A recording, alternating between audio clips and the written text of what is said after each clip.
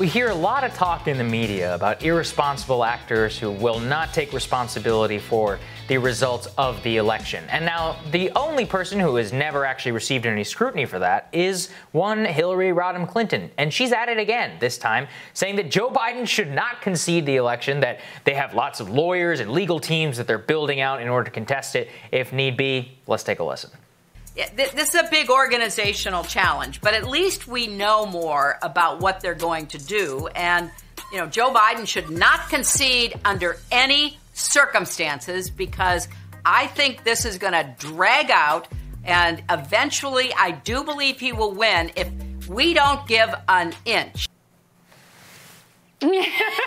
That's the best part. Yeah, it's something.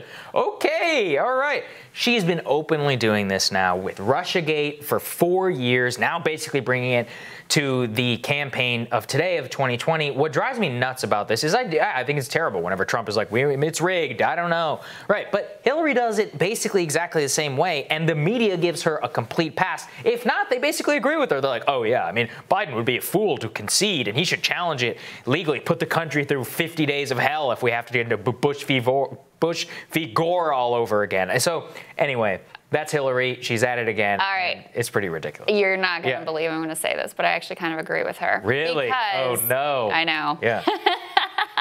I'm not going to look at my mentions today. Well, here's the thing. Hillary and the Democrats were bad actors on the Russiagate stuff and Comey, and they have continued to basically deny the legitimacy of Trump's presidency. Like, they've been really bad actors in that regard.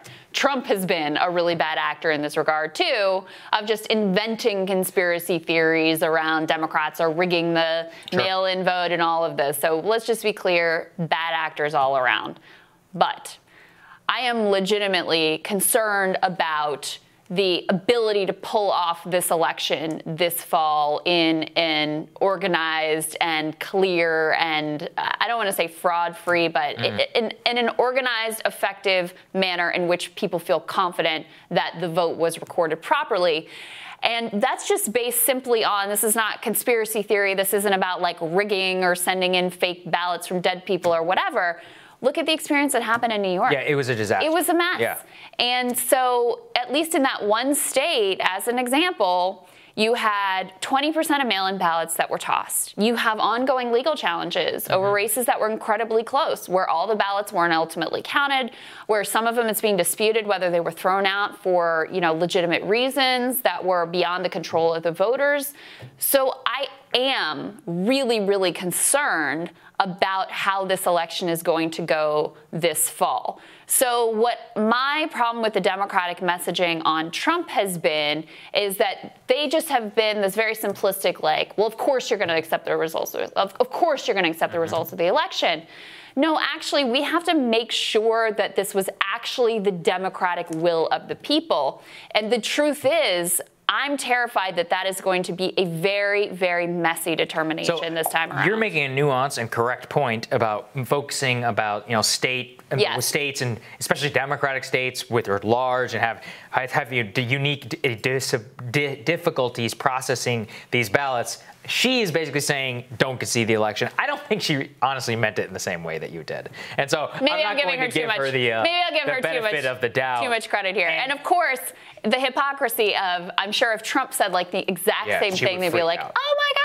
So there is that. And again, none of these people are good actors. But speaking of like trips down memory lane, something Saagar is really excited about. Jim Comey's book is coming to life. Showtime special 2-night event. An all-star cast is going to bring James Comey's book to life in the Comey Rule.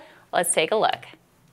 So we are now 15 days before a presidential election, and we have to go through 347,000 emails to determine if one of the candidates in that election needs to be indicted. Russia. We think they're trying to sabotage Secretary Clinton's campaign.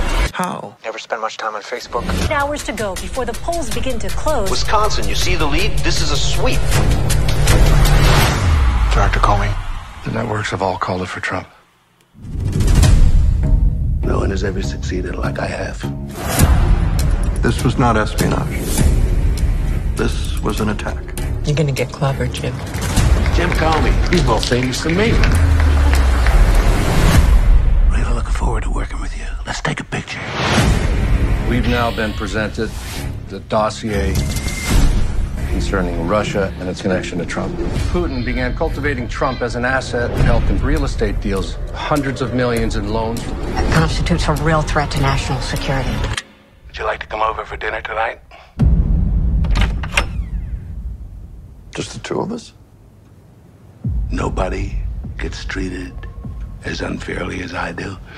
It's disgraceful. Sir? I need loyalty. I expect loyalty. Okay. That's cringe right there. That's all I have to say. Comey's dream It's like come true right now, to be made a hero in all of this. And what is remarkable is the way that he has managed to be like an anti-hero, whether you're like a resistance Democrat or like anybody. And he gets to be, you know, the center of this drama. And the thing that I really hate is, you know, that this is going to do really well. Oh, it's going to make a lot of money. A lot of boomer moms out there getting Showtime subscriptions already. But had to bring it to you. They still are just as deranged. And, of course, it becomes a Hollywood movie. It's like if QAnon got its own movie. But there it is. So there you go. Right. Tomorrow on Rising, contributor to The Federalist, Kyle Salmon, is going to join us to discuss what Biden's VP pick and Kamala Harris could mean for blue-collar workers. Also, you ready for this one? Dr. Cornel West is going to join us to talk about the DNC and the RNC and all of his thoughts on the world. It's going to be interesting. Remember to hit that subscribe button so you don't miss any of our videos. Also, don't forget to like and share as well. See you guys tomorrow. Have a great day, guys.